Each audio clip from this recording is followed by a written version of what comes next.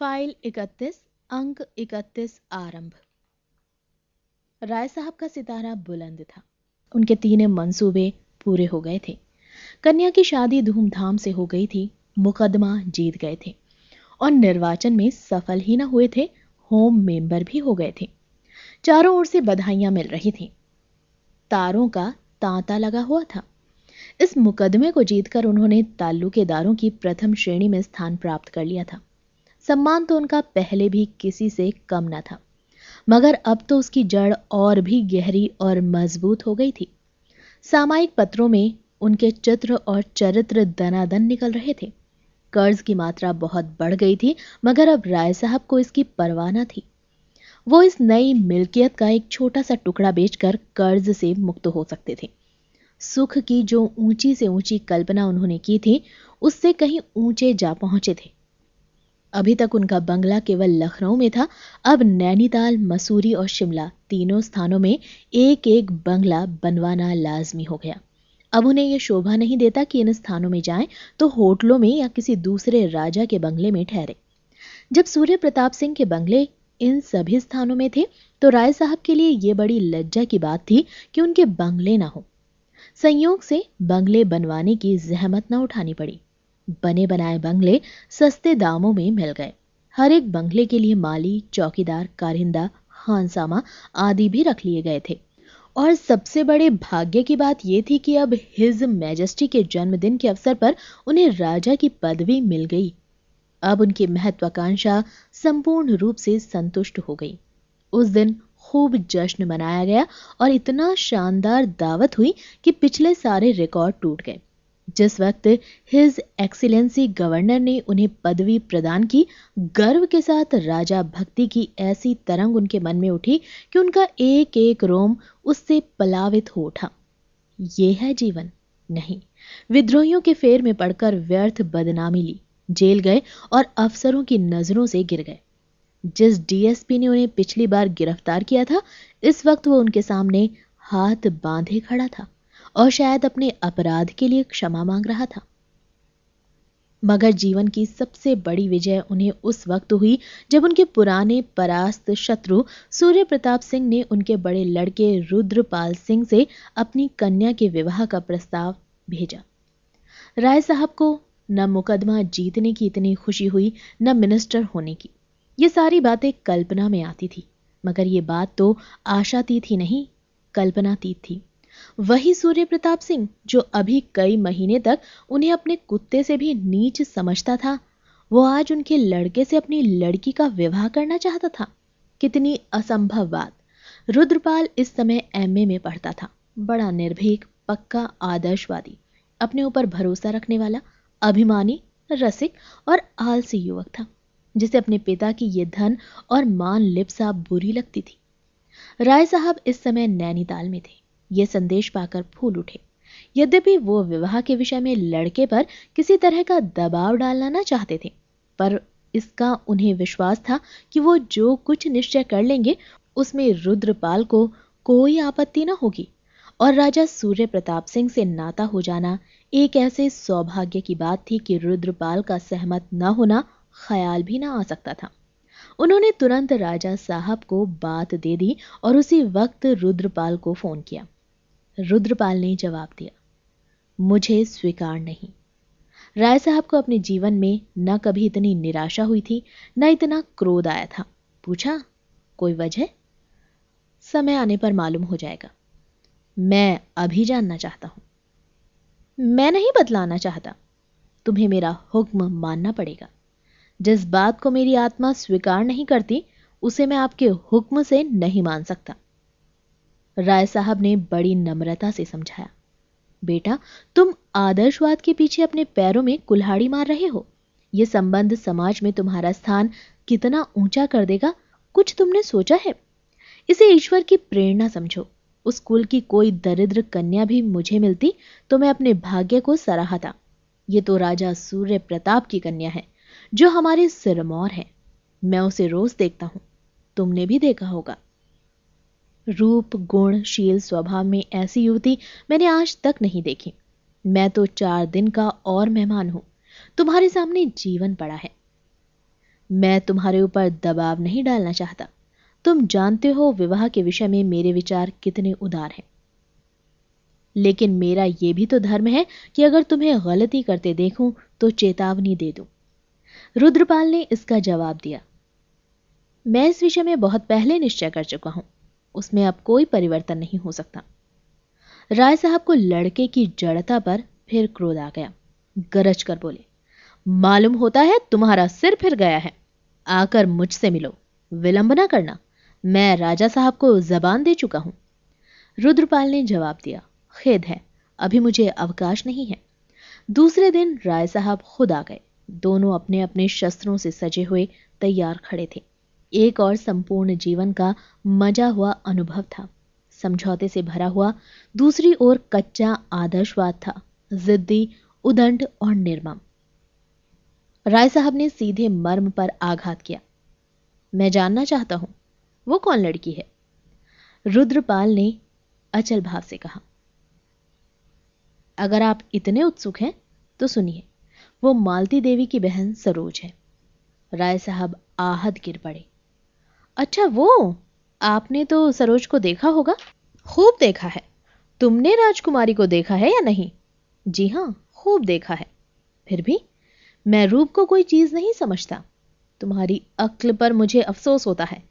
मालती को जानते हो कैसी औरत है। उसकी बहन क्या कुछ और होगी।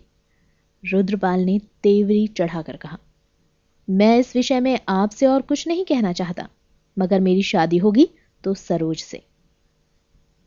मेरे जीते जी ये कभी नहीं हो सकता। तो आपके बाद होगी। अच्छा, तुम्हारे ये इरादे हैं। और राय साहब की आंखें सजल हो उठी, जैसा सारा जीवन उजड़ गया हो। मिनिस्ट्री और इलाका और पदवी सब जैसे बासी फूलों की तरह नीरस निरानंद हो गए हों। जीवन की सारी साधना व्यर्थ हो गई हो।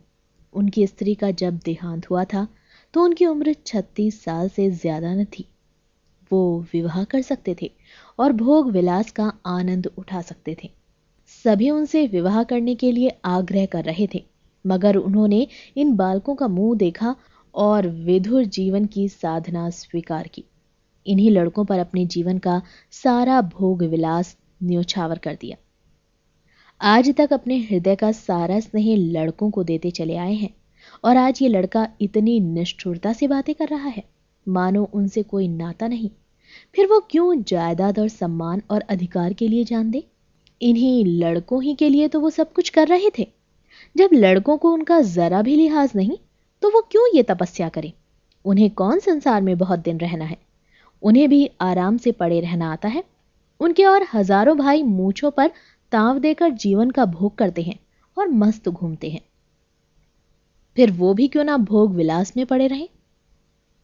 उन्हें इस वक्त याद ना रहा कि वो जो तपस्या कर रहे हैं वो लड़कों के लिए नहीं, बल्कि अपने लिए, केवल यश के लिए नहीं, बल्कि इसीलिए कि वो कर्मशील हैं और उन्हें जीवित रहने के लिए इसकी जरूरत है। वो विलासी और अक्रमण्य बनकर अपनी आत्मा को संतुष्ट नहीं रख सकते।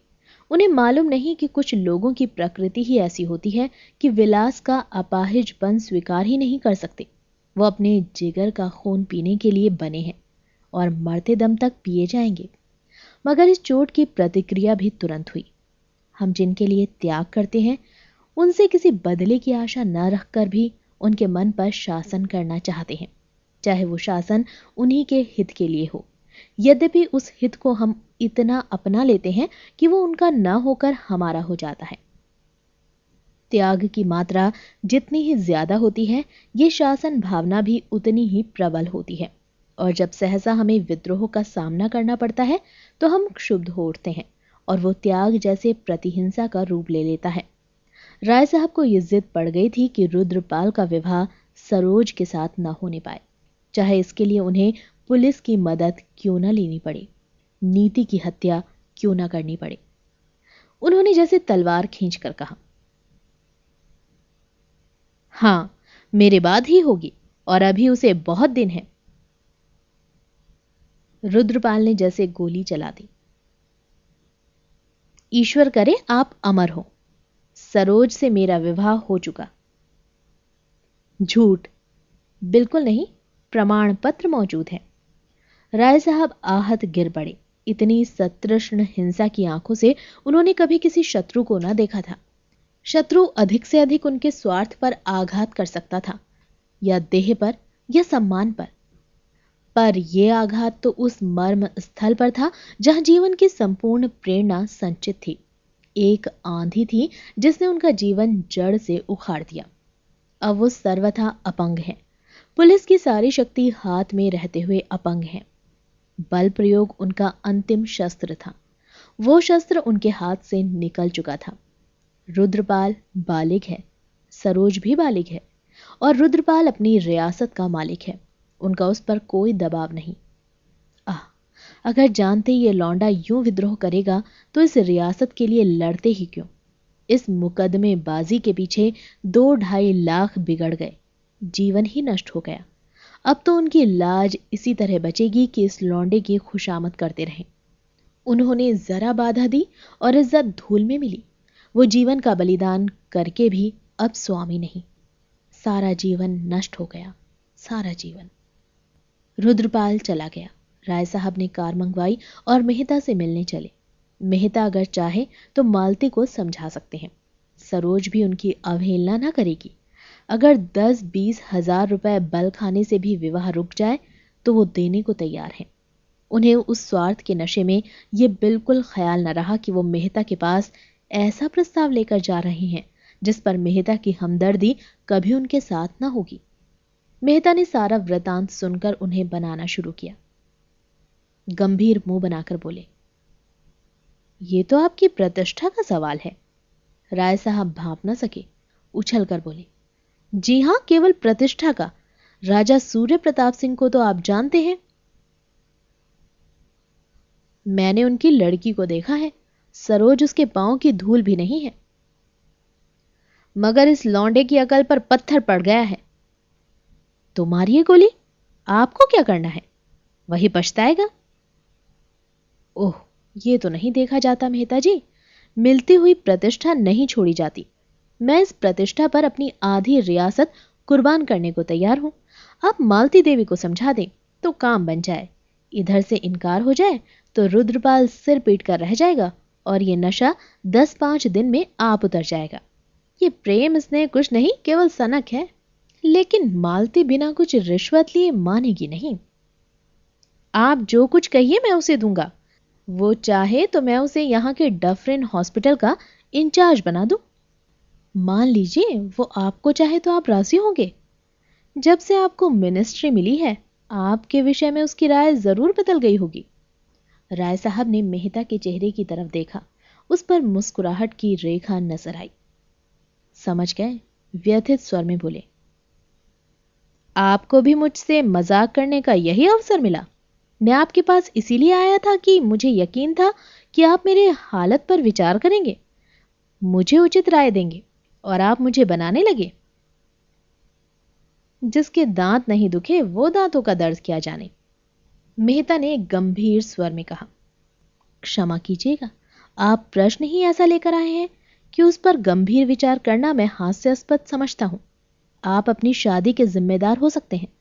लड़के की शादी का दायित्व आप क्यों अपने ऊपर लेते हैं, खासकर जब आपका लड़का बालिग है और अपना नफा नुकसान समझता है। कम से कम मैं तो शादी जैसे महत्व के मामले में प्रतिष्ठा का कोई स्थान नहीं समझता। प्रतिष्ठा धन से होती है। तो राजा साहब उस नंगे के सामने घंटों गुलामी की तरह हाथ बांधे न खड़े रहते। मालूम नहीं कहां तक सही है, पर राजा साहब अपने इलाके के दरोगा तक को सलाम करते हैं। इसे आप प्रतिष्ठा कहते हैं। लखनऊ में आप किसी दुकानदार, किसी हलकदार, किसी राहगीर से पूछिए, उनका नाम सुनकर गालियां ही देगा। इसी को आप प्रतिष्ठा कहते हैं। जाकर आराम से बैठिए। सरोज से अच्छी वधू आपको बड़ी मुश्किल से मिलेगी। राय साहब ने आपत्ति के भाव से कहा, बहन तो मालती ही की है। मेहता ने गर्म होकर कहा, मालती की बहन होना क्या अपमान की बात है। मालती को आपने जाना नहीं और न जानने की परवाह की। मैंने भी यही समझा था, लेकिन अब मालूम हुआ है कि वो आग में पड़कर चमकने वाली सच्ची धातु है। वो उन वीरों में है जो अवसर पड़ने पर अपने जौहर दिखाते हैं, तलवार घुमाते नहीं चलते। आपको मालूम है खन्ना की आजकल क्या दशा है। राय साहब ने सहानुभूति के भाव से सिर हिलाकर कहा। सुन चुका हूं और बार बार इच्छा हुई कि उनसे मिलूं, लेकिन फुर्सत ना मिली। उस मिल में आग लगना उनके सर्वनाश का कारण हो गया। जी हां, अब वो एक तरह से दोस्तों की दया पर अपना निर्वाह कर रहे हैं। उस पर गोविंदी महीनों से बीमार है। उसने खन्ना पर अपने को बलिदान कर दिया है। उस पशु पर जिसने हमेशा उसे जलाया, अब वो मर रही है और मालती रात की रात उसके सिरहाने बैठी रह जाती है। वही मालती जो किसी राजा रईस से 500 फीस पाकर भी रात भर न बैठेगी। खन्ना के छोटे बच्चों को पालने का भार भी मालती पर है। ये मातृत्व उसमें कहां सोया हुआ था मालूम नहीं। मुझे तो मालती का ये स्वरूप देखकर अपने भीतर श्रद्धा का अनुभव होने लगा। हालांकि आप जानते हैं मैं घोर जड़वादी हूं और भीतर के परिष्कार के साथ उसकी छवि में भी देवत्व की झलक आने लगी है। मानवता इतनी बहुरंगी और इतनी समर्थ है, इसका मुझे प्रत्यक्ष अनुभव हो रहा है। आप उनसे मिलना चाहें तो चलिए, इसी बहाने मैं भी चला चलूंगा। राय साहब ने संदिग्ध भाव से कहा। जब आप ही मेरे दर्द को नहीं समझ सके तो मालती देवी क्या समझेंगी? मुफ्त में शर्मिंदगी होगी, मगर आपको पास जाने के लिए किसी बहाने की जरूरत क्यों? मैं तो समझता था आपने उनके ऊपर जादू कर दिया है। मेहता ने हसरत भरी मुस्कुराहट के साथ जवाब दिया। वो बात अब स्वप्न हो गई। अब तो कभी उनके दर्शन भी नहीं होते। उन्हें अब फुर्सत ही नहीं रहती। 2-4 बार गया, मगर मुझे मालूम हुआ मुझसे मिलकर वो खुश नहीं हुई। तब से जाते झेपता हूं। हाँ, खूब याद आया, आज महिला व्यायामशाला का जलसा है, आप चलेंगे? राय साहब ने बेदिली के साथ कहा। जी नहीं, मुझे फुर्सत नहीं है। मुझे तो ये चिंता सवार है कि राजा साहब को क्या जवाब दूं। मैं उन्हें वचन दे चुका हूं। ये कहते हुए वो उठ खड़े हुए और मंद गति से द्वार की ओर चले। जिस गुत्थी को सुलझाने आए वो और भी जटिल हो गई। अंधकार और भी असूझ हो गया। मेहता ने कार तक आकर उसे विदा किया। राय साहब सीधे अपने बंगले पर आए और दैनिक पत्र उठाया था कि मिस्टर तंखा का कार्ड मिला। तंखा से उन्हें घृणा थी और उनका मुंह भी न देखना चाहते थे, लेकिन इस वक्त मन की दुर्बल दशा में उन्हें किसी हमदर्द की तलाश थी जो और कुछ न कर सके पर उनके मनोभावों से सहानुभूति तो करे। तुरंत बुला लिया। तंखा पांव दबाते हुए रोनी सूरत लिए कमरे में दाखिल हुए और जमीन पर झुककर सलाम करते हुए बोले, मैं तो हुजूर के दर्शन करने नैनीताल जा रहा था। सौभाग्य से यहीं दर्शन हो गए। हुजूर का मिजाज तो अच्छा है। इसके बाद उन्होंने बड़ी लच्छेदार भाषा में अपने पिछले व्यवहार को बिल्कुल भूलकर राय साहब का यशोगान आरंभ किया। ऐसी होम मेमोरी कोई क्या करेगा, जिधर देखिए हुजूर के चर्चे हैं। राय साहब मन में सोच रहे थे, ये आदमी भी कितना बड़ा धूर्त है। अपनी गरज पड़ने पर गधे को दादा कहने वाला, पहले सिरे का बेवफा और निर्लज। मगर उन्हें उन पर क्रोध न आया, दया आई। पूछा, आजकल आप क्या कर रहे हैं? कुछ नहीं हुजूर, बेकार बैठा हूं। इसी उम्मीद से आपकी खिदमत में हाजिर होने जा रहा था कि अपने पुराने खादिमों पर निगाह रहे। आजकल बड़ी मुसीबत में पड़ा हुआ हूं हुजूर। राजा सूर्य प्रताप सिंह को तो हुजूर जानते हैं, अपने सामने किसी को नहीं समझते। एक दिन आपकी निंदा करने लगे, मुझसे न सुना गया। मैंने कहा, बस कीजिए महाराज, राय साहब मेरे स्वामी हैं और मैं उनकी निंदा नहीं सुन सकता। बस इसी बात पर बिगड़ गए। मैंने भी सलाम किया और घर चला आया। साफ कह दिया, आप कितना ही ठाट बाट दिखाएं, पर राय साहब की जो इज्जत है वो आपको नसीब नहीं हो सकती। इज्जत ठाट से नहीं होती, लियाकत से होती है। आप में जो लियाकत है वो तो दुनिया जानती है। राय साहब ने अभिनय किया। आपने तो सीधे घर में आग लगा दी। तंखा ने अकड़ कर कहा, मैं तो हुजूर साफ कहता हूं, किसी को अच्छा लगे या बुरा, जब हुजूर के कदमों को पकड़े हुए हों तो किसी से क्यों डरूं। हुजूर के तो नाम से जलते हैं। जब देखिए हुजूर की बदगोई। जब से आप मिनिस्टर हुए हैं उनकी छाती पर सांप लौट रहा है। मेरी सारी की सारी मजदूरी साफ डकार गए। देना तो जानते ही नहीं हुजूर। असामियों पर इतना अत्याचार करते हैं कि कुछ न पूछें। किसी की आबरू सलामत नहीं। दिन दहाड़े औरतों को कार की आवाज आई और राजा सूर्य प्रताप सिंह उतरे। राय साहब ने कमरे से निकलकर उनका स्वागत किया और इस सम्मान के बोझ से नत होकर बोले, मैं तो आपकी सेवा में आने ही वाला था। ये पहला अवसर था कि राजा सूर्य प्रताप सिंह ने इस घर को अपने चरणों से पवित्र किया। ये सौभाग्य। मिस्टर तंखा भीगी बिल्ली बने बैठे हुए थे। राजा साहब यहाँ? क्या इधर इन दोनों महोदयों में दोस्ती हो गई है? उन्होंने राय साहब की ईर्ष्या ग्लानि को उत्तेजित करके अपना हाथ सेकना चाहा था, मगर नहीं। राजा साहब यहाँ मिलने के लिए आ भले ही गए हों, मगर दिलों में जो जलन है वो तो कुम्हार के आवे की तरह इस ऊपर की लेप थोप से बुझने वाली नहीं। राजा साहब ने सिगार जलाते हुए तंखा की ओर कठोर आंखों से देखकर कहा, तुमने तो सूरत ही नहीं दिखाई मिस्टर तंखा। मुझसे उस दावत के सारे रुपए वसूल कर लिए और होटलों वालों को एक पाई न दी। वो मेरा सिर खा रहे हैं। मैं इसे विश्वासघात समझता हूं। मैं चाहूं तो अभी तुम्हें पुलिस को दे सकता हूं। ये कहते हुए उन्होंने राय साहब को संबोधित करके कहा, ऐसा बेईमान आदमी मैंने नहीं देखा राय साहब। मैं सत्य कहता हूं, मैं कभी आपके मुकाबले में ना खड़ा होता, मगर इसी शैतान ने मुझे बहकाया और मेरे 1,00,000 रुपए बर्बाद कर दिए। बंगला खरीद लिया साहब, कार रख ली, एक वेश्या से आशनाई भी कर ली, पूरे रईस बन गए और अब दगाबाजी शुरू की है। रईसों की शान निभाने के लिए रियासत चाहिए। आपकी रियासत अपने दोस्तों की आंखों में धूल झोंकना है। राय साहब ने तंखा की ओर तिरस्कार की आंखों से देखा और बोले, आप चुप क्यों हैं मिस्टर तंखा? कुछ जवाब दीजिए। राजा साहब ने तो आपका सारा मेहनताना दबा लिया है। इसका कोई जवाब है आपके पास? अब कृपा करके यहां से चले जाइए और खबरदार फिर अपनी सूरत ना दिखाइएगा। दो भले आदमियों में लड़ाई लगाकर अपना उल्लू सीधा करना बेपूंजी का रोजगार है, मगर इसका घाटा और नफा दोनों ही जान जोखिम है, समझ लीजिए। तंखा ने ऐसे सिर गड़ाया कि फिर न उठाया। धीरे से चले गए, जैसे कोई चोर कुत्ता मालिक के अंदर आ जाने पर दबकर निकल जाए। जब वो चले गए तो राजा साहब ने पूछा, मेरी बुराई करता होगा? जी हां, मगर मैंने भी खूब बनाया। शैतान है पूरा।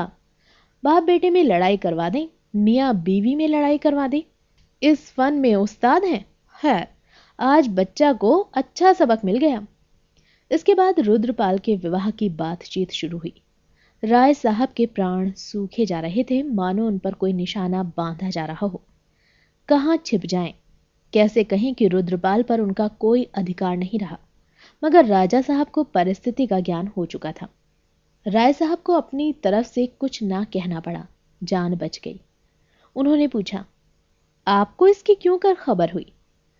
अभी अभी रुद्रपाल ने लड़की के नाम एक पत्र भेजा है, जो उसने मुझे दे दिया है। आजकल के लड़कों में तो और तो कोई खूबी नजर नहीं आती, बस स्वच्छंदता की सनक सवार है। सनक तो सवार है, मगर इसकी दवा मेरे पास है। मैं उस छोकरी को ऐसा गायब करा दूं कि कहीं पता ना लगेगा। 10-5 दिन में यह सनक ठंडी हो जाएगी। समझाने से कोई नतीजा नहीं। राय साहब कांप उठे। उनके मन में इस तरह की बात आई थी, लेकिन उन्होंने उसे आकार न लेने दिया था। संस्कार दोनों व्यक्तियों के एक से थे। गुफावासी मनुष्य दोनों ही व्यक्तियों में जीवित था। राय साहब ने उसे ऊपरी वस्त्रों से ढक दिया था। राजा साहब में वो नग्न था। अपना बड़प्पन सिद्ध करने के उस अवसर को राय साहब छोड़ न सके। जैसे लज्जित होकर बोले, लेकिन ये 20वीं सदी है, 12वीं नहीं। रुद्रपाल के ऊपर उसकी क्या प्रतिक्रिया होगी मैं नहीं कह सकता, लेकिन मानवता की दृष्टि से।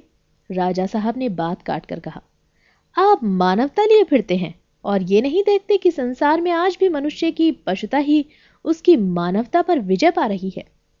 नहीं, राष्ट्र में लड़ाइयां क्यों होती हैं? पंचायतों से मामले न तय हो जाते। जब तक मनुष्य रहेगा उसकी पशुता भी रहेगी।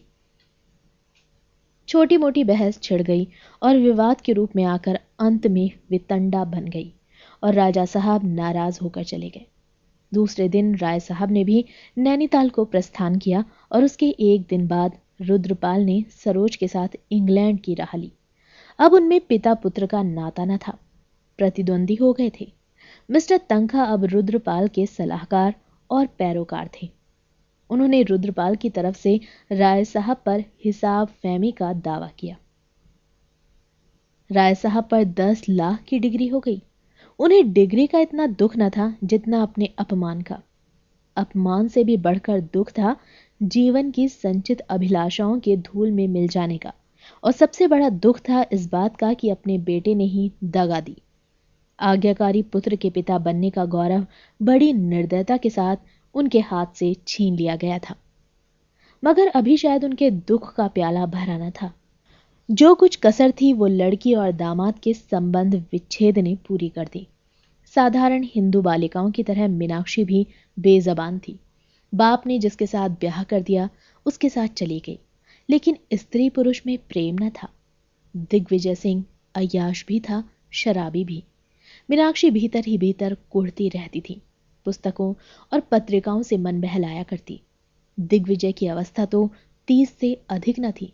पढ़ा लिखा भी था, मगर बड़ा मगरूर, अपनी कुल प्रतिष्ठा की डींग मारने वाला, स्वभाव का निर्दयी और कृपण।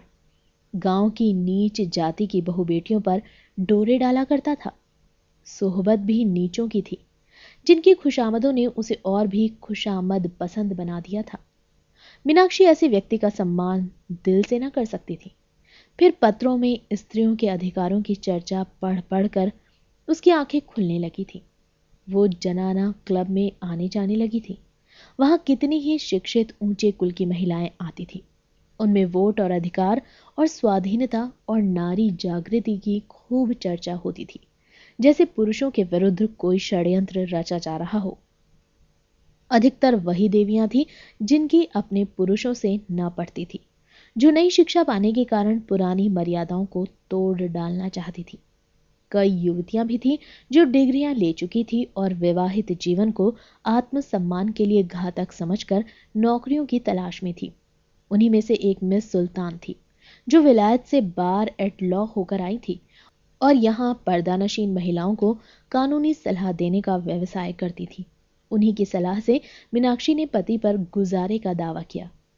वो अब उसके घर में न रहना चाहती थी। गुजारे की मीनाक्षी को जरूरत न थी। मैके में वो बड़े आराम से रह सकती थी, मगर वो दिग्विजय सिंह के मुख में कालिख लगाकर यहां से जाना चाहती थी।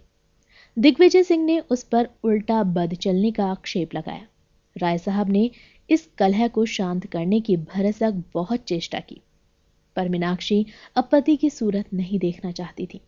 यद्यपि दिग्विजय सिंह का दावा खारिज हो गया और मीनाक्षी उस पर गुजारे की डिग्री पाई, मगर यह अपमान उसके जिगर में चुभता रहा। वो अलग एक कोठी में रहती थी, समष्टिवादी आंदोलन में प्रमुख भाग लेती थी, पर वो जलन शांत न होती थी। एक दिन वो क्रोध में आकर हंटर लिए दिग्विजय सिंह के बंगले पर पहुंची। शोहदे जमा थे और वैश्या का नाच हो रहा था। उसने रणचंडी की भांति पिशाचों की इस चांडाल चौकड़ी में पहुंचकर तहलका मचा दिया। हंटर खा खा कर लोग इधर उधर भागने लगे। उसके तेज के सामने वो नीच शोहदे क्या टिकते। जब दिग्विजय सिंह अकेले रह गए तो उसने उन पर सड़ासड़ हंटर जमाने शुरू किए और इतना मारा कि कुंवर साहब बेदम हो गए। वेश्या अभी तक कोने में दुबकी खड़ी थी। उसका नंबर आया। मीनाक्षी हंटर तान कर जमाना ही चाहती थी कि वेश्या उनके पैरों पर गिर पड़ी और रोकर बोली, दुल्हन जी, आज आप मेरी जान बख्श दे, मैं फिर कभी यहां ना आऊंगी, मैं निरपराध हूं। मीनाक्षी ने उसकी ओर घृणा से देखकर कहा, हां, तू निरपराध है, जानती है मैं कौन हूं, चली जा, अब कभी यहां ना आना। हम स्त्रियां भोग विलास की चीजें हैं ही, तेरा कोई दोष नहीं। वेश्या ने उसके चरणों पर सिर रखकर आवेश में कहा, परमात्मा आपको सुखी रखे, जैसा आपका नाम सुनती थी वैसा ही पाया। सुखी रहने से तुम्हारा क्या आशय है? आप जो समझे महारानी जी। नहीं, तुम बताओ। वेश्या के प्राण नखों में समा गए। कहां से कहां आशीर्वाद देनी चली। जान बच गई थी, चुपके से अपनी राह लेनी चाहिए थी। दुआ देने की सनक सवार हुई, अब कैसे जान बचाए। डरती डरती बोली, हुजूर का इकबाल बढ़े, नाम बढ़े। मीनाक्षी मुस्कुराई। हाँ ठीक है। वो आकर अपनी कार में बैठी। हाकिम जिला के बंगले पर पहुंचकर इस कांड की सूचना दी और अपनी कोठी में चली आई। तब से स्त्री पुरुष दोनों एक दूसरे के खून के प्यासे थे। दिग्विजय सिंह रिवाल्वर लिए उसकी ताक में फिरा करते और वो अपनी रक्षा के लिए 2 पहलवान ठाकुरों को अपने साथ लिए रहती। और राय साहब ने सुख का जो स्वर्ग बनाया था उसे अपनी जिंदगी में ही ध्वंस होते देख रहे थे। और अब संसार से निराश होकर उनकी आत्मा अंतर्मुखी होती जाती थी। अब तक अभिलाषाओं से जीवन के लिए प्रेरणा मिलती रहती थी, उधर का रास्ता बंद हो जाने पर उनका मन ही आप भक्ति की ओर झुका, जो अभिलाषाओं से कहीं बढ़कर सत्य था। जिस नई जायदाद के आसरे पर कर्ज लिए थे, वो जायदाद कर्ज की पुरौती किए बिना ही हाथ से निकल गई थी और वो बोझ सिर पर लदा हुआ था। मिनिस्ट्री से जरूर अच्छी रकम मिलती थी, मगर वो सारी की सारी उस मर्यादा का पालन करने में ही उड़ जाती थी। और राय साहब को अपना राजसी ठाट निभाने के लिए वही असामियों पर इजाफा और बेदखली और नजराना करना और लेना पड़ता था, जिससे उन्हें घृणा थी। वो प्रजा को कष्ट न देना चाहते थे। उनकी दशा पर उन्हें दया आती थी, लेकिन जरूरतों से हैरान थे। मुश्किल ये थी कि उपासना और भक्ति में भी उन्हें शांति न मिलती थी। वो मोह को छोड़ना चाहते थे, पर मोह उन्हें न छोड़ता और इस खींचतान में उन्हें अपमान, ग्लानि और अशांति से छुटकारा न मिलता था। और जब आत्मा में शांति नहीं तो देह कैसे स्वस्थ रहेगी। निरोग रहने का सब उपाय करने पर भी एक ना एक बाधा गले पड़ ही रहती है।